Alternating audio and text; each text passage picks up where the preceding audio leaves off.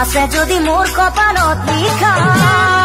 নাইও নাই একেবাৰে নাই কাৰণ মোৰ যে কপালত ইমান ডাঙৰ ডাঙৰ যে ৰবাব টেঙা খাবলৈ কপালখনত একেবাৰে নাই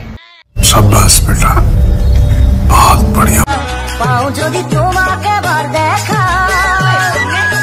মনৰে বেচাৰতে কত দিনে লিখা আমাৰ অসমীয়া জীয়ৰী আৰু বোৱাৰী কি অৱস্থা হৈছে কবলৈ বাকী নাই আৰু আমাৰ বাইদেউ ৰবাব টেঙা কেইটা উলিয়াওতে যি দেখিছো লগত ফুলকলি যিকেইডাল আছে গৰুৱে নেখালেহে ৰক্ষা আছে আমাৰ বাইদেউ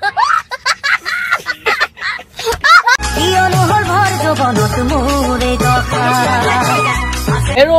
কি কম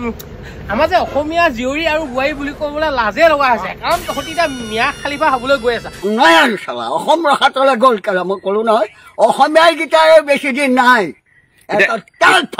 কথা নহয় ক'বলৈ গ'লে এই আমাৰ বোলে অসমত যদি বেঙেনা ভোজ যে সৰু হৈছে তহঁতি অসমৰ বাহিৰত জানা তেতিয়া ডাঙৰ ডাঙৰ বেঙেনা পাবি নহয় জানো তেতিয়া ডাঙৰ বেঙেনা হ'লেহে তহঁতক কামত দিব এই সৰু বেঙেনাবোৰ লগত লাগি আছ আৰু ইনষ্টাগ্ৰামখনত তহঁতি কিয় ইমান গেলাই আছ একোবা দেখুৱাই দিয়ক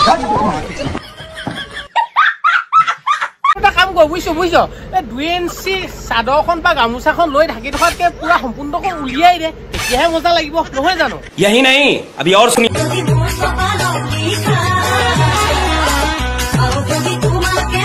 বাইদেউ আপুনি যে 500 টকীয়া মাটিডোখৰ আৰু 20 টকীয়া ৰবাব টেঙা কেইটা দেখুৱাই আপুনি যে জোকাৰি ইনষ্টাত আহি দেখুৱাই আছে